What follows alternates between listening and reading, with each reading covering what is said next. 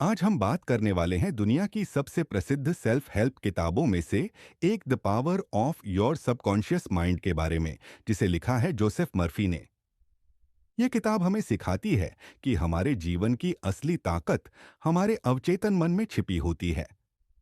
हम जो सोचते हैं, जिस पर विश्वास करते हैं और जैसा महसूस करते हैं, वही धीरे धीरे हमारी वास्तविकता बन जाता है। इस वीडियो में हम जानेंगे कि अवचेतन मन कैसे काम करता है, हम अपने विचारों को कैसे बदल सकते हैं और कैसे सकारात्मक सोच से सफलता, स्वास्थ्य और समृद्धि प्राप्त की जा सकती है। एक अवचेतन मन की शक्ति। सबसे पहले हम समझेंगे कि अवचेतन मन आखिर है क्या और यह हमारे जीवन को कैसे नियंत्रित करता है। अवचेतन मन हमारे हर विचार और भावना को रिकॉर्ड करता है।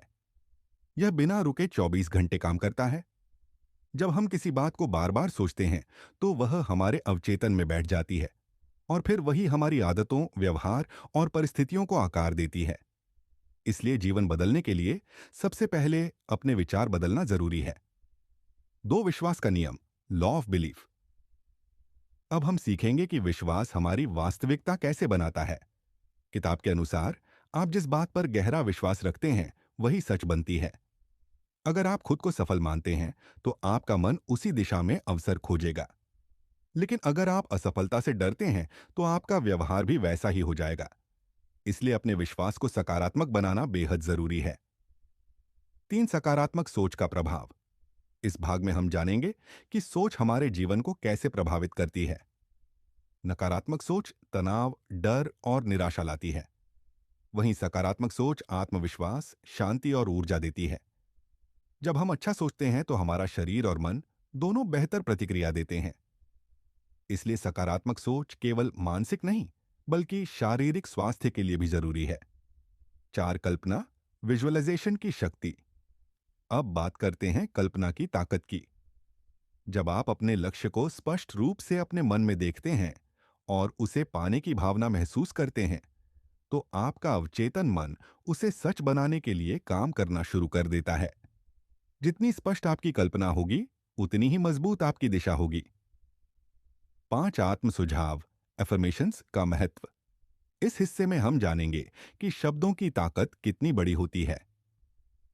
जब आप रोज सकारात्मक वाक्य दोहराते हैं, जैसे मैं सफल हूं, मैं आत्मविश्वासी हूं, तो ये वाक्य धीरे धीरे आपके अवचेतन में बैठ जाते हैं। समय के साथ ये आपकी सोच और परिणाम दोनों बदल देते हैं। छह, भय पर नियंत्रण। अब हम समझेंगे कि डर हमारी प्रगति को कैसे रोकता है। जब हम बार बार डर के बारे में सोचते हैं, तो अवचेतन मन उसे सच मान लेता है। लेकिन अगर हम विश्वास और साहस को अपनाते हैं, तो डर कम होने लगता है। इसलिए भय को हटाने का तरीका है सकारात्मक विश्वास को मजबूत करना।